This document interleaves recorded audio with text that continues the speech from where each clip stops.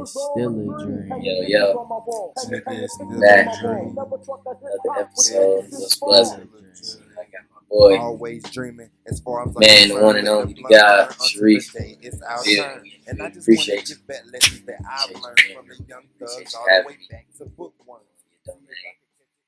Bring another good episode to you. Here to break down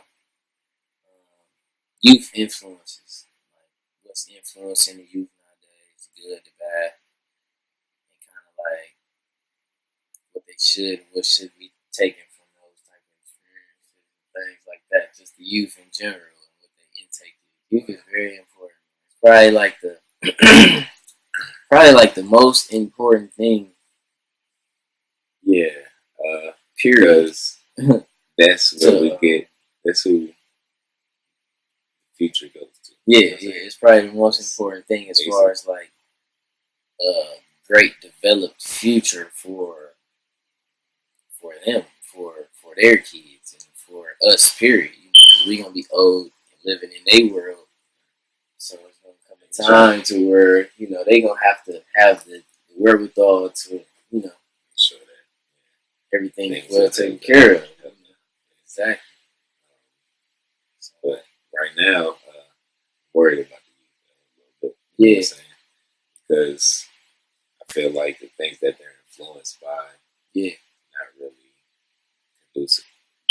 They don't make sense. for sure. You know what I'm saying? A lot of the influences are kind of like backwards of some sort. Like, why is the number one, like the youth killing is crazy right now, right? Yeah, definitely. So That is big in It's- the world. It's like, from what I've looked at and studied, and you know what I'm saying, I have like I do work within the youth. You know what I'm saying? right. So what I've been seeing is that it's more random happening because they're getting this energy like, oh yeah, Yeah, you know what I'm saying? And that's even it's like a good kid's gone bad type. right. I kind of can agree with you. I think it's actually kind of like more so what's portrayed in media, what's seen on the daily. I think it's possibly a lot of good kids out here more so than bad kids. I think what the media portrays is a lot of the bad, so it kind of like has a bigger influence on the youth to where like you say, the good kids going bad. You know what I'm saying? To a certain degree, or like what you would say, like a kid like, that you probably wouldn't expect do something like out of the ordinary, and it's because of what they influenced by, what they see that you probably don't see or take the same way they do. But it's definitely something that's portrayed in the world, something that's really pushed on the youth nowadays, as far as like how they mentally attach themselves to what's going on in the world. You have to take accountability. Yeah. You know, they are making the decision to do Yeah. that. But it feels like there should be a way to harness that energy. Yeah. Because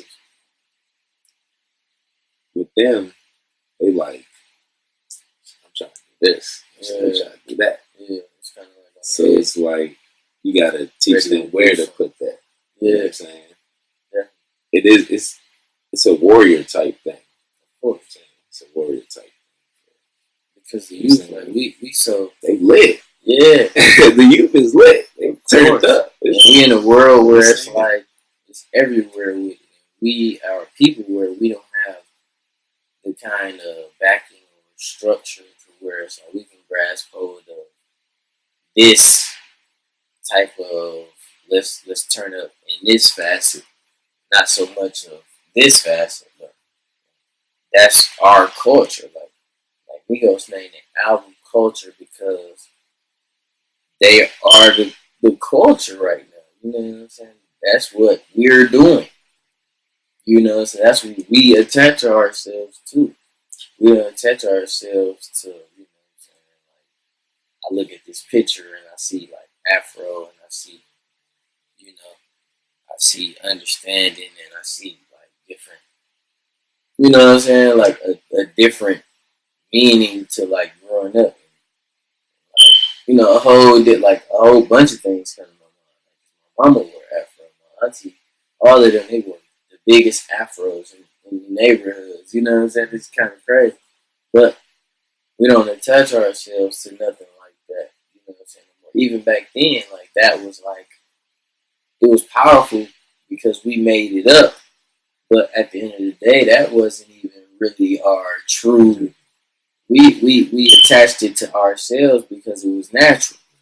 You know what I'm saying? Because it's ingrained in us to always go back to what's natural, even though we were stripped away of our true natural, you know what I'm saying, self as far as like our culture. Yeah. That adds into the problem. Yeah, no, definitely. That's the biggest issue, I believe. Yeah, because now they've kind of like replaced that. You know what I'm saying? Yeah. It's like they replaced it with the turn up. Yeah. We portray ourselves more so with the savage creature, and even though that's ingrained in us as well, but it's like the animal you feed is the animal that's going to get bigger, and the animal that's going to grow, and the animal that's going to get smarter. And, you know, so we all have different beasts within us. It's the one that you feed that's going to manifest. That's going to ultimately be the world you live in. So that would go like you have a lower and a higher self. Of course, definitely. Yeah. And that's what I like to try to push to the youth. Definitely. And I've heard some artists, artists that push that in the music, which the music we know is a big influence. Yeah, the music is probably one of the biggest influences. That's why I mentioned the ego. Yeah, definitely. So, it's more about reteaching the culture. Yeah, definitely teaching culture is like self. Getting to know self, who yourself is. Yeah. It's all about self at the end of the day. Shout out to the Migos, because they kind of like, you know what I'm saying, they got to get their money, you know what I'm saying, they young black musicians, you know what I'm saying, they make great music, and, you know, some of their songs, they do have a positive message and try to influence. It just can't be like, you know, we speak about it in our music sometimes, you know, just in the third, and not speak about it in public, and not kind of like more so influence it in other ways in the media. It's like time and place. Yeah, definitely. I just feel like now it's just that.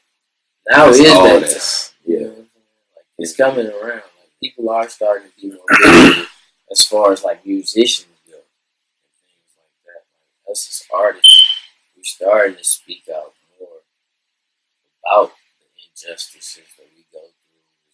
Like Meek Mill coming home from a total injustice, or you know, what I'm saying 100 people that got freed just by the cop that locked him up initially was just a dirty cop, period, and got a lot of people locked up just for nothing, just for the greed of his own. To how many instances of that happening?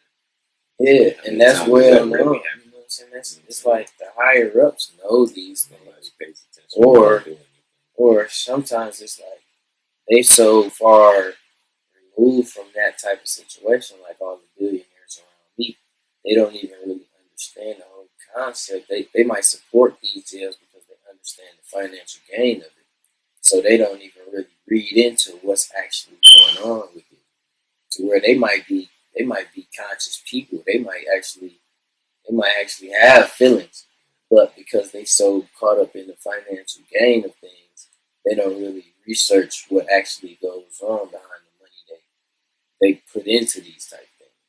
Like the billionaires around me, he says like they don't even understand that they was getting 10 cents an hour, whatever, and they was only working 8 hours a week or whatever, 12, whatever, they didn't really have the concept of that, you know what I'm saying? But they was getting probably $80 million from this one facility that housed, 10,000 people, where they get $10,000 from each inmate each month, each year, which adds up, and they own your baseball team, your football team. Yeah. Yeah, they own your local Charlotte Hornets basketball team. Yeah, but they don't really look into what actually goes on. So, and I have a problem, like me personally, Young EDot, I have a problem with not faulting people with their action. I kind of like make excuses for people. Like, so I make an excuse for the $1 billion people. Like, they don't really know, what I'm saying, what's really going on. But I gotta reel that shit in sometimes. Like, yeah. Sometimes a motherfucker really do know, and they just don't give a fuck. And they kind of like say they don't know, kind of remove themselves from it. But that type of shit coming to light, you know what I'm saying? Like, all that shit getting exposed. And the youth is the biggest piece of the puzzle. We have to stop lying to the youth. We have to start giving the youth the real, true knowledge of self. We have to start teaching them to learn themselves. Don't fight themselves.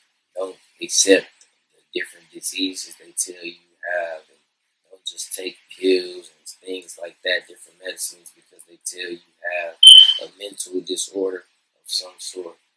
Do your research on what it is. Have your parents research it. You know what I'm saying? Make it research it together. Yeah, definitely. Make it a family thing. It's all about family. Reattach yourself with your family. You know what I'm saying? Because it's everything is mental in the world we live in. So it makes you not want to be around. Yeah. That's the thing. Yeah. You know what I'm saying? Because us as black folks, we mentally detach ourselves from our family. Like, I'm a case of that. I literally moved 860 miles away from where my family really is. And then, you know what I'm saying? Like, I was just kind of like on my own. And then even when I was there, I was on my own type shit. I ventured out, moved away, got my own house, whatever. That's just how we are, though, as people. We really gotta, like, reattach ourselves to what family is. You know, as you can't just be, thinking that, oh, well, we gotta get this money. The money is hard. Everything. It's hard. It's definitely hard. Because you don't like your family. But that's mental though. Like, we could have to. But we have to come to understand our family. That's it. Man, we gotta actually talk to our family. Like, we have to ask questions. Like, us as youth, we lack in understanding our family because we feel like they don't understand us. So we don't even give the opportunity for, like, that understanding between each other, because it's kind of like a battle, like you versus me type shit. You say no, I say yeah, all the time type thing, And it's like a battle of the sexes, except it's like a battle of the ages almost. From the jump, though. It's cool. It's enough. Yeah, and not necessarily like your real family. Like, you don't necessarily have to have a bond with your real family. Like me and Sharif, we not real family, but we family in a sense, because like we have that same type of mentality, same type of understanding, to where, like, shoot, I just know for a fact that you're my brother in a sense. Fuck it is what it is. And we gonna bond like that and deal like that as a family as time goes on. So it's not necessarily like your mother, your father, your biological brother, your stepbrother, your half brother. It's just all about the connection amongst us all. Because all of us, we're really all connected. It's a vibe. Shout out to you.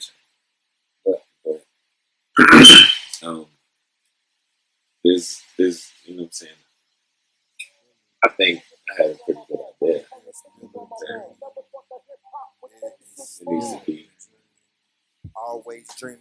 As far as I'm concerned, Space let is the month first. burn until the day it's our turn. Stuff. And I just want Yeah. to give back lessons that I've To learned do from music, the young you thugs want all to. the way back Right. to bookworms. See if I can catch an ear, be clear. Your That's the story's thing. untold, Don't have but you anything. never